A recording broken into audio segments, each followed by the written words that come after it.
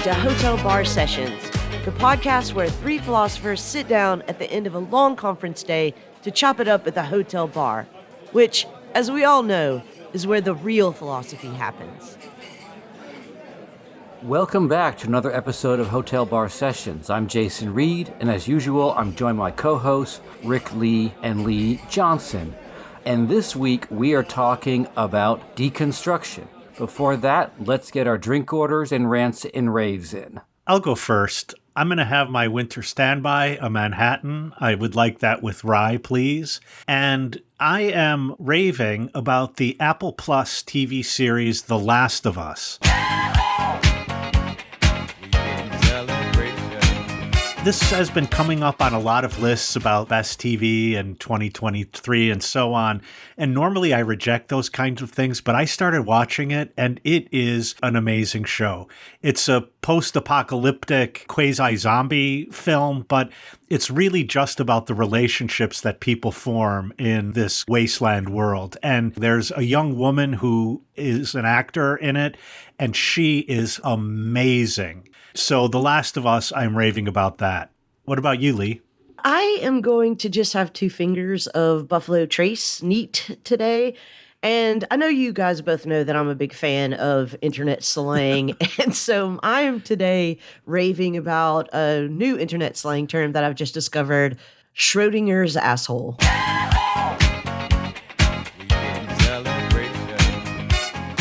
So obviously this is a reference to the famous Schrodinger's cat who is in a box and who is neither dead nor alive until somebody opens the box and observes the cat.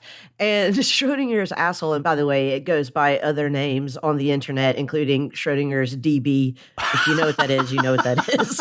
But it's about what you would imagine. You know, you talk to people, they'll tell a joke, it's a sexist joke, and nobody laughs, and you sort of don't really know until they laugh or they say, I'm kidding, whether or not they're being an asshole. So yeah, this is a perfectly described term for a really annoying part of our lives. So thank you, internet, once again, for the slang term to name something that desperately needed a name. Jason, what about you? What are you drinking and what are you ranting or raving about? So I'm going to have a hot sake, a favorite winter drink. And since we kind of did cowboys and samurais last show, I did the cowboy drink last week. I figured I'd do the samurai drink this week. I am going to rave about Kinonic.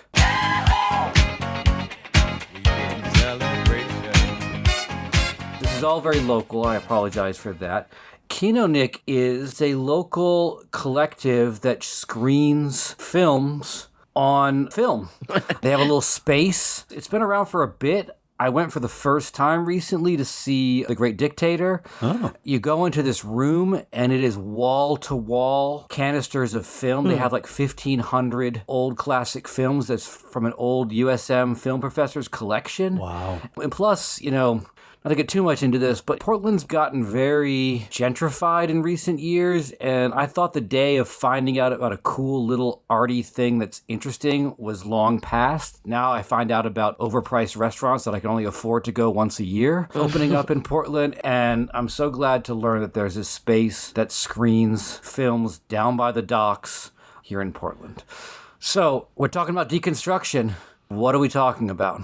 I think it could be argued that there are very few philosophies that are blamed for so much as deconstruction. Introduced by Jacque Derrida in the late 60s, deconstruction rose to popularity in the late 70s and 80s, fought a real battle to be accepted as something other than a fad in the early 90s, and really built up steam in the late 90s after having been adopted by other humanities disciplines as a method of analysis and exposition. However, by the end of the 21st century aughts, deconstruction was already being edged out of favor by many of its critics and some of its heirs. Today, in 2024, deconstruction has been refigured and disfigured so dramatically that it has become a chimera. One of its faces is reductive and banal, but mostly harmless, as seen in so-called deconstructed fashion or deconstructed dishes on reality TV. The other face, though, is hyperbolically menacing, distorting reality, poisoning discourse, undermining traditional values, and sneakily turning all of us into nonsense-babbling relativists. That's a pretty meteoric rise and fall for only a half century. Derrida once said, quote, "Monsters cannot be announced. One cannot say, 'Here are our monsters,' without immediately turning the monsters into pets." So today, we thought it might be worthwhile to try to turn this monster of deconstruction into a little bit of a pet, to dig into what deconstruction really is and isn't, in the hopes of getting some clarity on this infamously obscurantist philosophy. After all, the devil you know may not be a devil at all.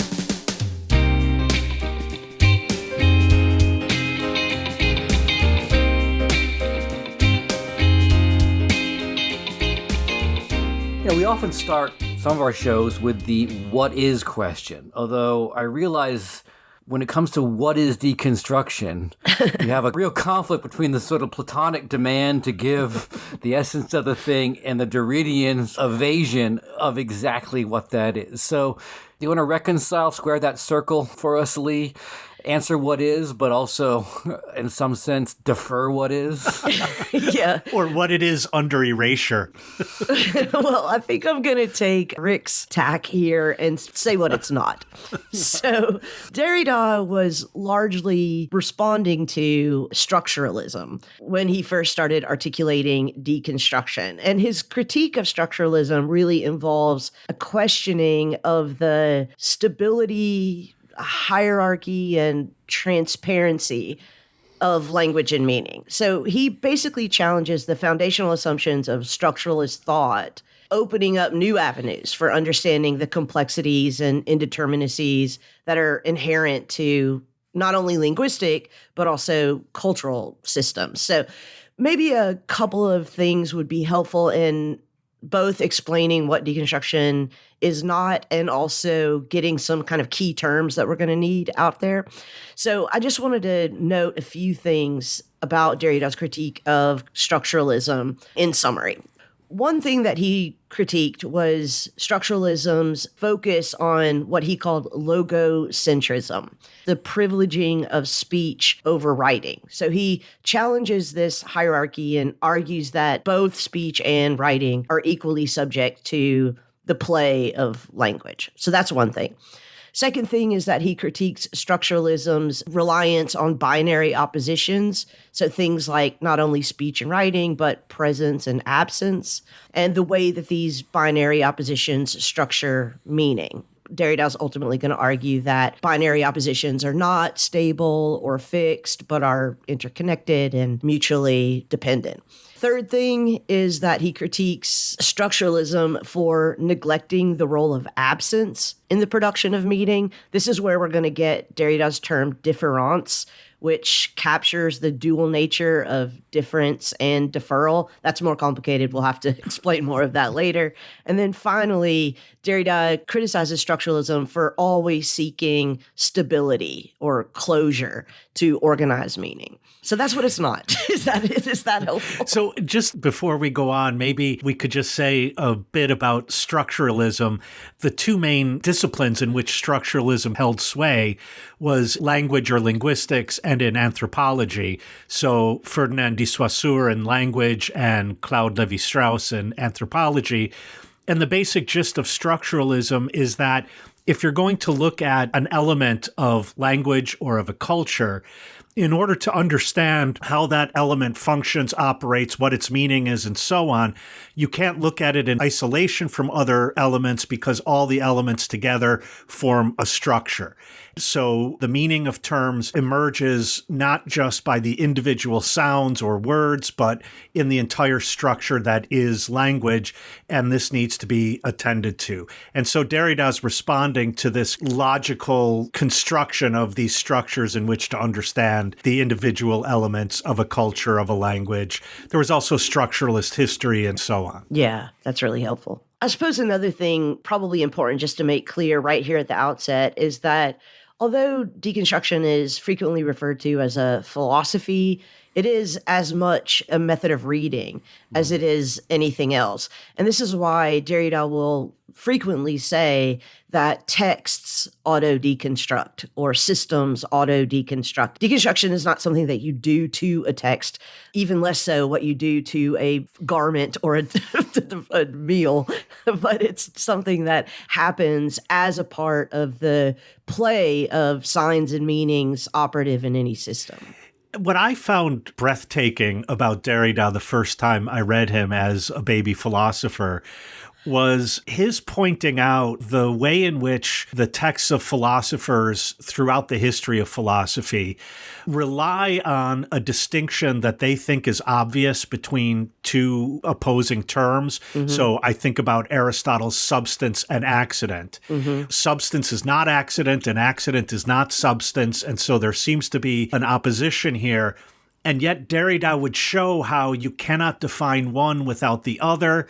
Accident relies on substance and substance relies on accident. And so this structure of this opposition crumbles on the analysis that Derrida might bring to a text like this. And I just found this an incredibly insightful way to read philosophical texts and to take them seriously as texts. Yeah, and just to try to put this more in the vernacular, I think we all implicitly understand, or maybe it has to be pointed out to us, but we know that when we read any text, and we're going to talk later about the fact that for Derrida, a text is not just a book, but when we read any text, we know that there have to have been things left out. Right. And so we frequently ignore the absences, the margins, right? Like literally when you read a page of text, you don't read the margins because they're blank, because that's where the things that have been left out have been erased. And this text itself cannot operate without those margins. It cannot make sense without things having been left out, things having been erased, without leaving, as Derrida will sometimes say, traces and remainders. Again, that's not something that you're doing to the text. Right. That's just the way that texts operate. And so when we try to look for what's left out, look for what's erased, look for traces or remainders of things not present in the text, that is what we might call the auto-deconstructive nature of any system of meaning. It's there. It's a method to look for it and to try to draw it out, but it's not something you're doing to the text. It's something that the text is already doing. When I think about Derrida, one of the things that I always think of is Plato's dialogue, the Phaedrus, in which Socrates famously says the problem with writing is that once the text is written, it's a dead letter. It can't speak for itself. It's going to open itself up to different interpretations. And this juxtaposition, or this opposition, really, between the presence of speaking and the absence in writing. And of course, Derrida's point on one level is that having a dialogue, having a discussion, the sort of supposed living presence of engaging with someone does not ward off all the things you're worried about when you're worried about writing. There still is the possibility of words undermining or circumventing some of one's points, that to write is to always engage with a certain kind of errancy with respect to what one intends. And that errancy is integral not just to writing, although it is in writing that we often try to ward it off, historically in philosophy, but it's present in every act of communication. There's a fundamental miscommunication at work there. That sort of Derridian phrase that the conditions of possibility are also the conditions of impossibility. The very fact that I'm using language and that language has multiple meanings means that there's always the possibility of those meanings going awry, right? As you said, Lee, and I think it's an important point, texts deconstruct themselves. Derrida isn't disproving or arguing against when he engages in this kind of reading. He's trying to show how what we take to be, as Rick was saying about like substance versus accident, we take to be the philosophical lessons of a text is actually undermined by its very articulation. What you're pointing out, Jason, has really profound implications in at least two directions. One direction is when you say that language can always go awry, that very fact means that it becomes almost impossible to ever decide what the straightforward or literal or unerring use of language is and what's the error. That is, error is shot all the way through this. we can't rely on any base notion of, no, this is just straightforward language. It's not a metaphor. It's not a simile. It's just straightforward language. And the second one is that this kind of dialogue and the preference that Derrida sees in Plato and other philosophers for speech over writing in many ways becomes a model for how I think we intuitively and philosophy historically has thought about the self or subjectivity, namely that when I think about myself, I kind of think about my conversations I have with myself in my own head. And I think about myself in terms of speech rather than in terms of writing. And if that distinction is unstable, then myself is unstable, subjectivity is unstable, and that is a profound implication from what at first seems to be a merely literary point. Yeah, I think both of these examples are really helpful in demonstrating what Derrida calls this difference and deferral that is always operative. So, for example, if I were to say, what's the difference between night and day? Right? Presumably, first, you would give me an answer that defined those two terms in opposition to one another. And you would assume that in doing so, the articulation of that difference made present the meaning of those two terms. That difference is always at the same time deferred. I mean, tomorrow we could, for example, just simply switch the terms like day and night, right? And that would make the full presence of the answer that you gave me the day before or the night before. This is getting weird, but you understand. That would make it incorrect, absent, in fact. It's not as if in speech that our thoughts are made fully present in the phonemes that we associate with those thoughts, nor is it obviously the case that when we think something that those thoughts are made fully present in our written word, because we know, of course, somebody can pick it up and misunderstand it. It can be taken out of context, et cetera, et cetera. So the presence of the meaning is always determined or, left undetermined, not only by the play of difference between that meaning and the meanings to which it is opposed, but also the deferral of the full presence of the meaning as it is operated in the play of communication, of cultures, of texts, of conversations, et cetera, et cetera. I hope that wasn't too convoluted. Did that make sense? Yeah, because I think your discussion of margins in a text is telling here, and I think it's why Derrida uses it at a certain stage in his career quite often. Because if you think about the relationship between the margin and the text on the printed page, the text wouldn't appear to me as a text if it were running off the sides of the pages. That is, the text wouldn't be contained and therefore it wouldn't be a text. And so the margins, which we normally think are not part of the text, are actually what makes the text a text in the first place. And yet it doesn't appear as such as text. And so you have this really complicated structure that I think deconstruction is a strategy for trying to tease apart and come to understand how this structure helps a text operate, or maybe just is its mode of operation. I think that's a really good way to say it. And this gets back to what Jason was saying earlier.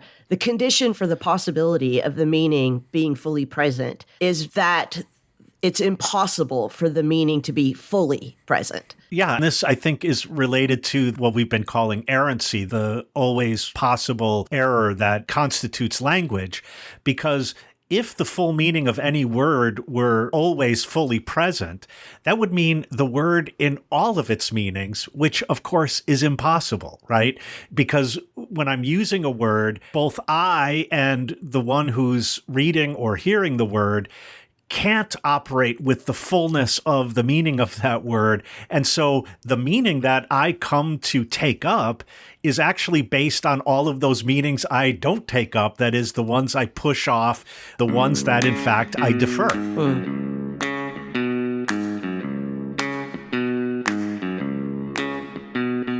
Did you know that Hotel Bar Podcast is more than just a podcast? We are a fully online cross-brand synergy platform of content creation. Actually, that's not true. Those words are meaningless. But you can follow us on the app formerly known as Twitter at Hotel Bar Podcast. There you can find the handles of all the co-hosts as well. You can follow us all or pick your favorite. If by the time you hear this, Elon Musk has burned down the servers to collect the insurance, you can also find us on Facebook or YouTube. Just look for Hotel Bar Sessions. Wherever you find us on social media, you can contact us with ideas, complaints, and questions. You can also email us anytime at hotelbarpodcast@gmail.com or visit our interactive page at hotelbarpodcast.com. No matter how you get in contact with us, we're always glad to hear from you.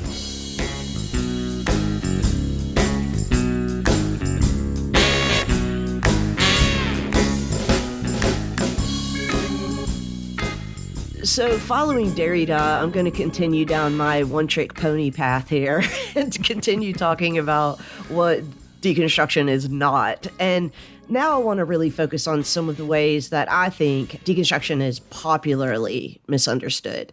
And I'll just start with the most obvious one, which I mentioned in the intro, which is that deconstruction is not destruction. You know, so if I take a jacket and rip it apart, that is not a deconstructed jacket. If I take a Caesar salad and put all of the ingredients of it in different parts of the plate in a different order, that is not a deconstruction of a salad. I mean, maybe it is, but we have to make a distinction between deconstructing something, which again is not something that one does to a text, and destroying something, destruction of something. I think in a strange way, looking at the trend toward deconstructed dishes that I see on the Food Network all the time and so on. By the way, often chefs, if their dish didn't turn out the way they wanted, then they call it deconstructed. But I think that shows something that, in a sense, if I go with your Caesar salad example, when all of the elements are composed together, that is, maybe we could say structured to make the Caesar salad, I don't necessarily know what role each of the elements are playing. Is the flavor of the crouton coming from the crouton or from the dressing? What does the lettuce taste like without the dressing? So if I deconstruct it, that is, pull it apart into its elements, then I can taste each of the elements on their own and thereby see something about why it is the salad is structured in the way it is structured. I don't necessarily destroy the salad, but I do take apart its structure in order to understand how the structure functions. But would you say that if you were given a dish that had all of the elements of a Caesar salad separated into different parts on the dish, would you look down at that dish and say, a Caesar salad is present? No. And okay. Can I just also say that I freaking hate deconstructed dishes because I feel like they're making me do the work that they should have done when they cooked it. Like a deconstructed sandwich, I'm just going to put it back together. So why couldn't you have given it to me put together? I mean, that's not a terrible example, right? Because if I, reach into my pantry and grab a loaf of bread and then reach into my refrigerator and grab some ham and some cheese and some mustard and lay it all out on my counter, I wouldn't say that's a deconstructed sandwich. I would say that's the ingredient. It's a pre-constructed sandwich. You know what I'm saying? But right. It's an unconstructed sandwich. Like when I go into the grocery store, I don't say here are sandwiches and Caesar salads. I feel like in order to be true to deconstruction, a deconstructed salad would have to do the impossible. You have to both be able to eat the salad and taste the crouton soaked with dressing and also see the crouton and the dressing separate, right? Mm-hmm. That in some sense, you can't really deconstruct a salad in the way the term suggests because you both have to deal with the articulation of all the elements together and seeing and pulling apart their differences at the same time, right? You can't eat both a deconstructed salad and a salad at once. I do want to, try to take up the side of the chefs here because I think that it could be argued that, in fact, you are weirdly tasting the Caesar salad in the absence of the Caesar salad in a deconstructed Caesar salad dish.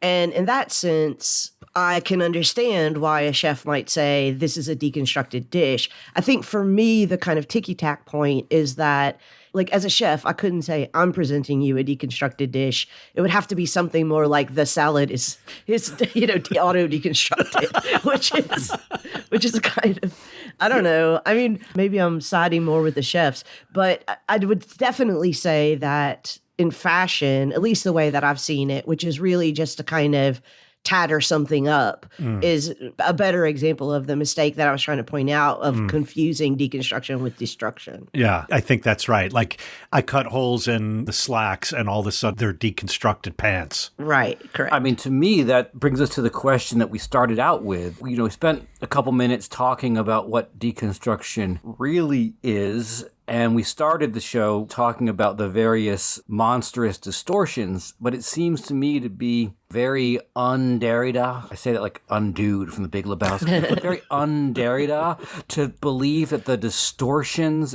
and the thing are two radically different things, and we can just say those people are all wrong. I'm reminded of one of my favorite texts of Derrida's is text on J.L. Austin and how to do things with words. Right. And J.L. Austin makes this little aside. He's like, look, there are times when people are saying things and they're not really intending for the full illocutionary effect when you say, I'm speaking on a stage or in a poem or whatever, if you say, I now pronounce you man and wife on the stage. And Derrida's response to that is to say, you can't separate out the exceptional or deviant from the normal. Mm-hmm.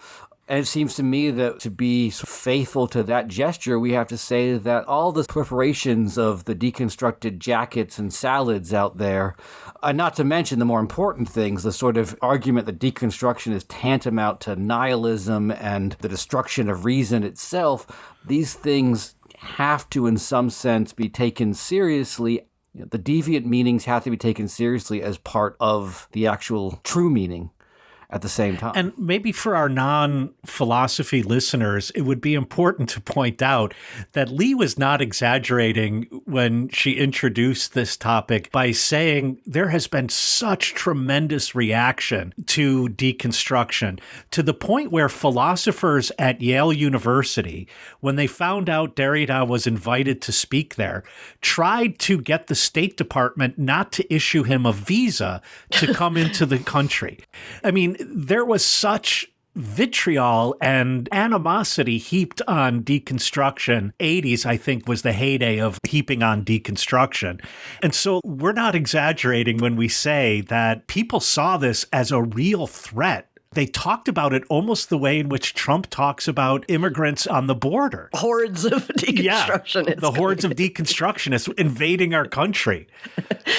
Yeah, and I mean, that animosity continues today and has really been reignited in the last, I would say, decade or two by the crisis in higher education. And for the reasons that Jason just mentioned, namely that deconstruction is forwarded as the cause of widespread nihilism or relativism. And Jason's exactly right. Derrida never advocates for absolute relativism or nihilism, that all interpretations are equally valid or that nothing has any inherent meaning.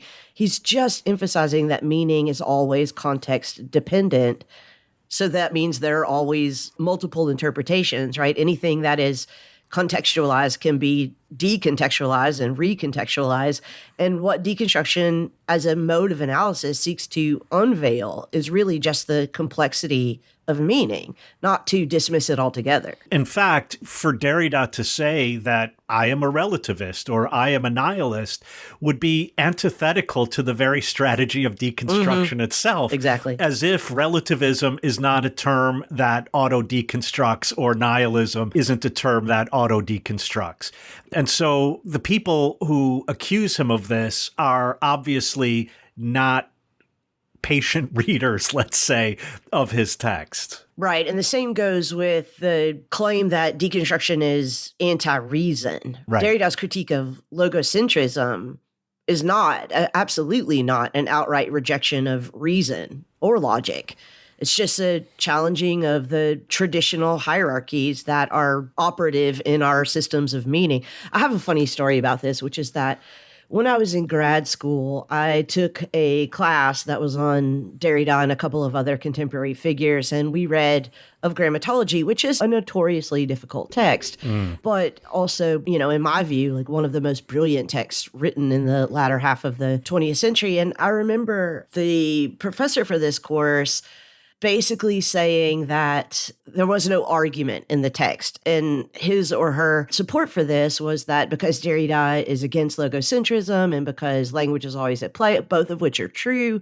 But that is not to say that there isn't an argument in the text. And every time I kept trying to say, well, no, actually, he is making arguments here, I was met with the accusation that I'm too attached to the metaphysics of presence. So finally, I was like, look, I can tell you the argument of this text. Just give me 2.5 minutes. There is an argument here. Well, also, Derrida's critique of logocentrism might open different ways of making an argument. Like, if you think about how logic works in an informal way when philosophers write philosophical texts and make an argument about what knowledge is or what reality is, there has to be some foundation. And that foundation has to be something like self-evident. And from that self-evident foundation, then by applying some rules, you can derive further statements and ultimately reach your conclusion. Now, if what we've been saying is attended to, namely that meaning is inherently unstable and multiple and context dependent and so on, then we're never going to reach a first self-evident truth because self-evidence in such context is impossible. By the way, everything I just said was an argument. Yeah, right. But it might not be one that's based on a fundamental truth that I say is self-evident to me and applying certain rules of inference and so on. Right. And again, just returning to a note that we made before, that's because meaning is always both differentiated and deferred. Derrida has a term for this, difference. It's difference with an A and an accent mark, which in French is, of course, pronounced exactly the same way as difference, which is something that Derrida plays on. Also, second funny story about this. So I can't remember who told me the story. I think it was Jacques Derrida, that there was a celebratory dinner with Derrida and some of his colleagues when the word difference was first included into the French dictionaries. And Derrida's mother was apparently present at this dinner, and someone made a toast that was like, and congratulations for difference with an A finally being included in the French dictionary. And apparently his mother was just shocked and thought it was just a misspelling and embarrassed. It's not a misspelling. By the way, I have a Derrida story that is a complete non sequitur, but he once spoke at Penn State when I was on the faculty there. We had dinner afterwards, a group of faculty, and at one point, one of my colleagues said, Rick, I bet Derrida would like to smoke, so if you're going to go out and smoke, why don't you let him know? And so I went over and, I said, hey, I'm going out to smoke. Would you like to join me? I had never met the man before, so we're standing there mostly silent, and then he says to me, I don't really smoke that much. I only smoke when I'm writing. And I looked at him and I said, well, then you're smoking all the time. Yeah, right. And he looked puzzled and he's like, yeah, I suppose I do smoke a lot.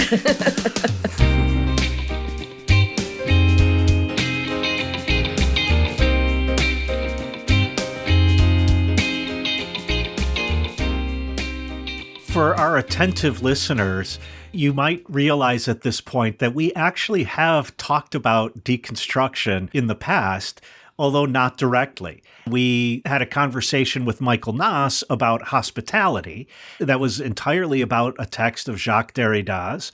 And in a couple of other places, Lee has brought the strategy of deconstruction to bear on various topics.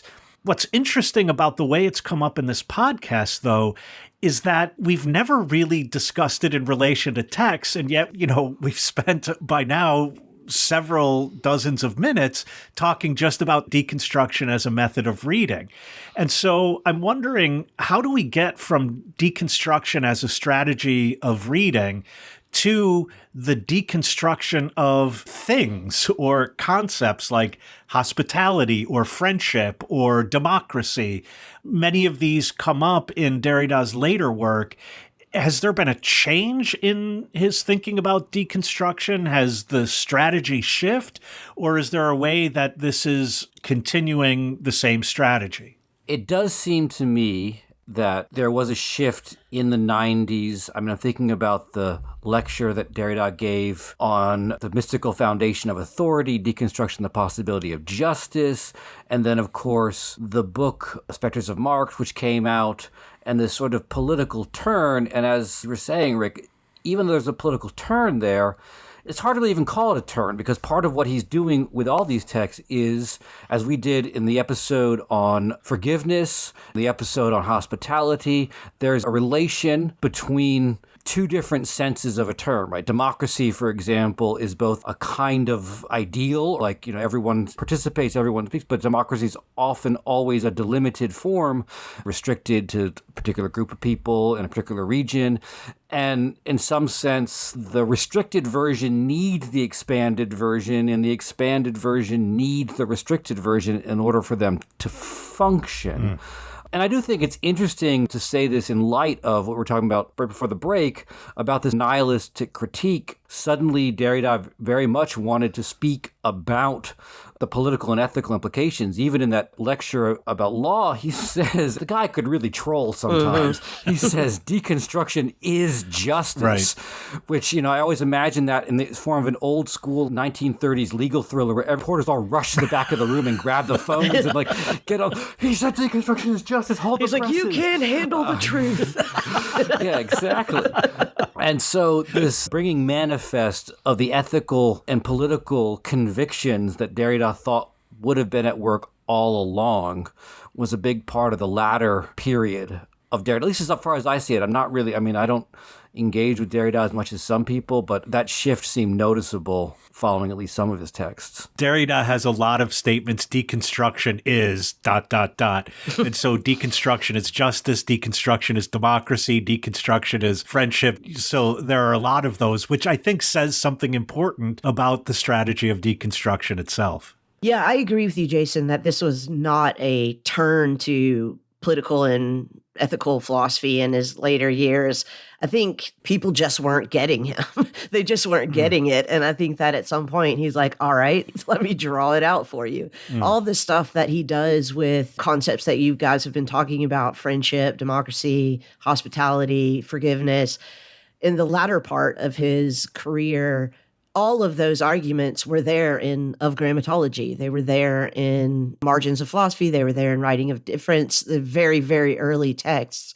He just is applying, again, the strategy or the method of deconstruction to different sorts of contexts. I also think that there were world events that really convinced him that it was necessary to do this. I think, for example, the ending of apartheid in 1991 was one of those. I think that after 9/11, what sometimes now gets called the state of exception, the imposition of non-democratic principles in the name of democracy, non-democratic practices in the name of democracy, really motivated him that this was an important thing to point out. I think many of the immigration crises that we saw, including the production of a massive amount of stateless people in the last 2 decades of his life, made it really important for him to talk about some of these things. So this is not and never was an apolitical philosophy, but I think Derrida would say that's because no system of meaning is apolitical.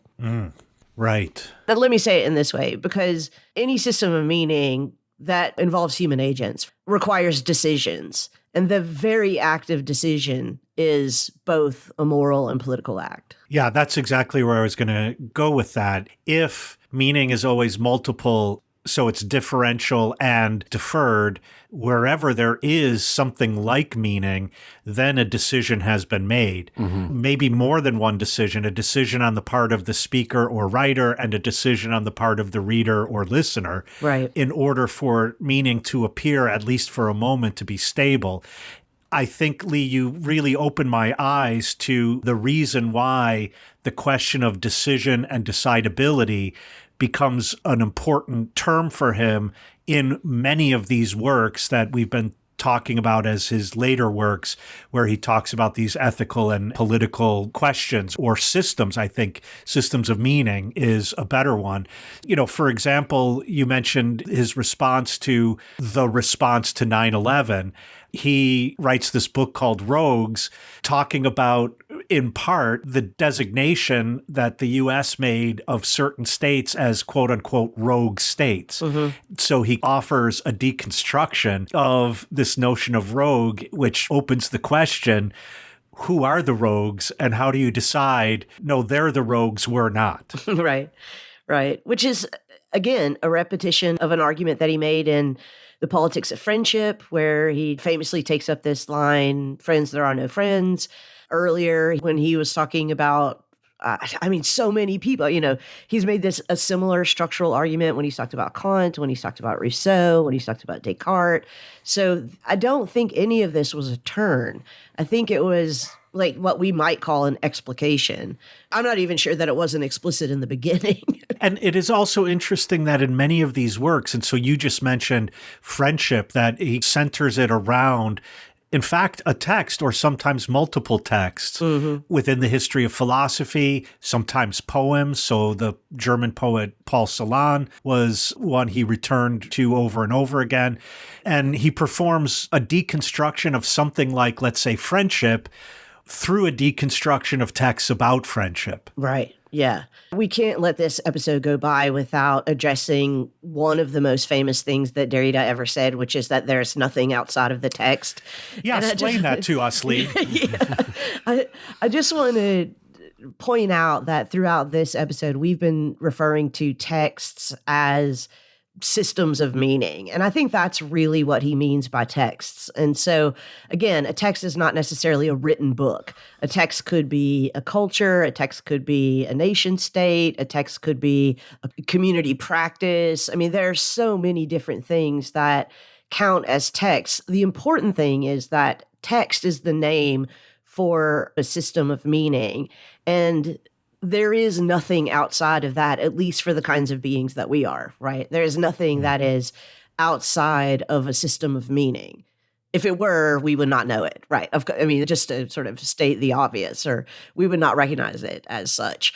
So this is maybe one of the earlier late 80s, 90s kind of misunderstandings of deconstruction, is that Derrida thinks everything is a text, meaning a written book. And that is, of course, not the case. And that's why I believe for him, it was so easy to make what people call a turn to these more explicitly moral and political questions at the end.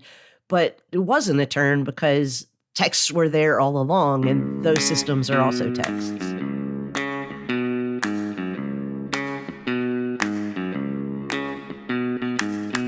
Here at the hotel bar, Rick, Jason, and I like to pour philosophy straight into your ears. We're an independent and ad-free podcast, and we'd like to keep it that way. But the only way we can do that is with listener support. You can help us defray some of our production costs by signing up to support us on Patreon at patreon.com/Hotel Bar Sessions. There are several levels of monthly donations there that you can sign up for, and every one of them helps us keep raising our glasses to deep conversations. If you'd prefer to make a one-time donation or several one-time donations, just visit our website at hotelbarpodcast.com, where you can find links to support the podcast through Venmo, PayPal, or Cash App, and you can keep enjoying our tipsy philosophy and sobering insights.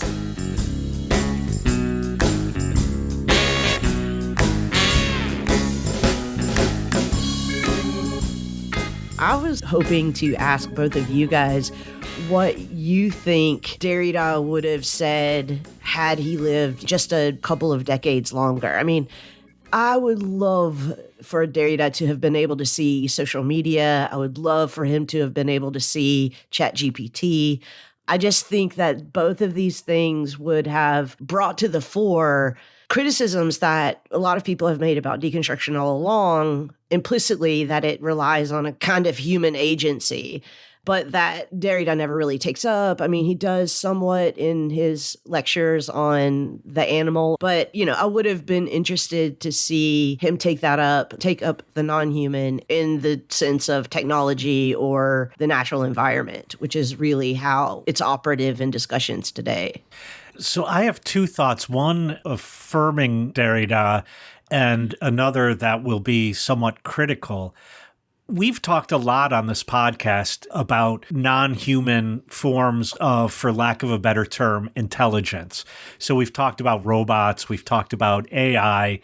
And Lee, correct me if I'm wrong, but I think you and I share a similar position in that one of the concerns that's expressed about ChatGPT, I think, is that it shows how much our own consciousness, intelligence is algorithmic, trained on models, just like a large language model and a GPT system is trained, and that makes us uneasy. And so the existence of ChatGPT calls into question those things we think are most quintessentially human. That is, in a strange way, AI auto-deconstructs the human as such, or poses the threat. That's a better way to put it. Poses the threat of deconstructing the human as such. Yeah, I think that Derrida, even when he was alive, would have stipulated that the human is a auto-deconstructing concept, an autoimmune concept. I think the way that we think about AI right now, or the way that we think about the climate, or even the way that we think about global politics, where the nation state is no longer the primary actor, where we have so many non-state actors, I think all of those things would have really just even more so legitimated the insights of deconstruction as a strategy. And I think maybe some of them would have been difficult for Derrida to swallow, because I do still believe that in his heart of hearts, he was, a closet humanist, like a closet Kantian, a closet Sartrean. So many closets. That's only half the number of closets I have. Just add those to the margins and erasures. But at any rate, I would have loved for him to have seen these things come to pass. I find much of Derrida's latest work, that is right before his death, if you told me what the subject matter of it was, friendship, democracy, whatever, I feel like I could have written those books. That is, there was a certain algorithmic feeling, I think, to some of his later works. And you think that's a criticism? Well, I think people might think that I'm being nasty, right? So what are you saying? He's not a good writer or whatever? No, he's a beautiful writer. But I do think that his later work sometimes shows that deconstruction comes very close to an algorithm. Mm-hmm. What I was going to say is, on the one hand, as we said, okay, there I said hands. Well, with Derrida, it's okay as long as there are like 7 or 8 hands. Yeah. But we said the thing about there's nothing outside the text. I think that formulation gives us a way to make sense of some of the philosophical trends that came post-Derrida, which were all attempts to get outside the textual or conceptual to the quote-unquote things themselves, object-oriented ontology, speculative realism, etc., all an attempt to say something other than simply the interplay of text. And the reason I think that's interesting is because there has been a huge reaction, and it's not just Derrida they're reacting to, but a general sense of we're always engaging the world in and through our concepts, interpretations, etc., that they would trace back to Kant or whoever the case may be. And that definitely happened. But I think at the same time, and here's the controversial point I want to say, I don't think we're ever going to get a Derrida revival. I say this because, if you follow enough philosophy, you know that people are always going in and out of the what's hot and what's not columns, and you get these returns. But I feel like the issue with Derrida is so much of his insights around the practice of reading have become imminent to philosophical practices in general and are not necessarily dependent on a revival of Derrida. I was listening to a lecture that Balibar gave in the fall at Columbia about Marx's theory of cooperation, and he referred to Derrida as one of his masters, which I thought was quite interesting. And he said, the thing I learned from my master Derrida is that philosophers write. Philosophers think with concepts, and when they write, those concepts are both articulated and pushed to their own points of tension. And the way he just sort of said that made me think, Yeah, this is Derrida's legacy. The recognition of what reading is as a practice, what writing is as a practice, has kind of been disseminated, to use that Derridian term, throughout multiple different practices of reading and writing that all in some sense can be traced back to Derrida. But I think because of that imminence and that proliferation, I can't really imagine there ever quite being this feeling like, oh, we've marginalized this guy for too long, we got to get back into this, because I think we find that to some extent, even people who don't say, as Balibar did in that lecture, that Derrida is their master, will find themselves reading in a way that has been shaped by Derrida. I completely agree with you, Jason. I think Derrida would be happy to hear that too. Yeah. I heard from several people who knew him that he was always a little dismayed at people who were working on his philosophy because he thought that they should be working on philosophy and, not him. I think that to a certain extent shows what you're pointing out, Jason, that what he's trying to offer is something that can be taken up and put to work without us having to keep going back to the texts themselves and argue about this or that aspect of it, much in the way I think of phenomenology being something that we shouldn't be going back to Husserl's text and arguing about passive synthesis and so on. It should be something that we do phenomenologies of things, and that somehow arguing about the finer points of the sacred scriptures sort of misses the point of both deconstruction as a strategy and I think phenomenology as a philosophical practice. Yeah, I'm now struck by how ironic it is to say that about Derrida, because the formulation that I'm coming close to is this idea of, taking something as read. Like, we've established this, that all texts sort of deconstruct themselves. And it seems very bizarre to think that Derrida would become just a point taken as read and not a practice of reading. Right. Yeah, stipulated.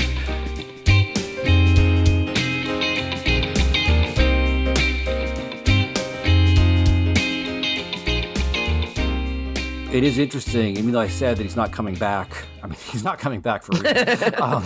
There's nothing messianic here. Oh, I cried a real human tear. But it is striking, given that he was so attentive to the practices of writing. I feel like we're in a more written society than we were. I mean, the proliferation of, as you were saying, Lee, like social media means we are constantly writing ourselves, and the proliferation of text within texts. I'm thinking here about the way in which texts become quotes, quotes become memes, memes become subverted into other memes. Like, I watch things deconstruct themselves in a matter of minutes, not a matter of generations, all the time now. But one of Derrida's students, Bernard Stiegler, his argument was in some sense that we are leaving a society of writing and to a society of images. And what happens to that play of interpretation and meaning when we're confronted not with a text, but with an image? Is it a new kind of thinking? Do we need a new grammatology when the traces are not textual, but visual? In some sense, it turned to the early Derrida, which had this positivistic strain to it. Like, he was going to give a theory of writing as a cross-disciplinary idea. Do we need to turn back and ask the question, not of what would Derrida say about this, but what does it mean to live in a society that's, on the one hand, proliferation of writing, but also post-writing at the same time? Up until this point, we've been unpacking central aspects of Derrida's deconstruction, the main concepts that he operates with as tools in this deconstruction, and speaking, I think, mostly positively or affirmatively about him. I just want to go on record as saying I am not a Derridian and I am not a deconstructionist. I have learned a lot from Derrida. And early on, again, when I was a baby philosopher, I think he had a tremendous impact on me. And maybe it's because I loved him so deeply that when I turned away from him, I turned violently away from him. I will also say that while I think on the one hand, this text Jason mentioned, Spectres of Marx, is a beautifully written text, it is an incredibly destructive reading of Marx for the needs of today. I'm not sure that's said enough. I find that text to be very difficult to read because of that. So I am a fan of Derrida, as Jason said, for all the things that we just take as, oh yeah, that's just philosophy. But I myself am no longer a card-carrying deconstructionist. Well, as a card-carrying deconstructionist, of course, I'm saying that in a qualified sense. I mean, I don't think that deconstruction is something that you do. I think it's a method of, in some ways, just observing the ways that things auto-deconstruct and trying to find new meanings, or in my particular case, new possibilities in that auto-deconstruction. One thing I do want to say is I do think that there are a lot of heirs of deconstruction that don't refer to Derrida as their masters for obvious reasons. And I think that many of those heirs of deconstruction are some of the most exciting things that's happened in philosophy in the last 30 years. And I'm thinking here of post-colonial studies, decolonial studies, queer studies, obviously feminist studies, even some race theory. I just think that there's so many things that, maybe Jason's right, that sort of just take deconstruction as a given and oppose it as a master discourse, which is an interesting development. But they're exciting, and I'm glad to see them. I think we've made a lot of progress because of that. So I think that his legacy is practically undeniable. I mean, even the legacy of vitriolic opposition to him as being obscurantist, which I don't think he is, as being relativist, which he definitely is not, or as being anti-reason or anti-philosophy, which also not true. So it's pretty amazing when you think about the relatively kind of short reign that deconstruction had, that it's had such an impact and that it has such a legacy.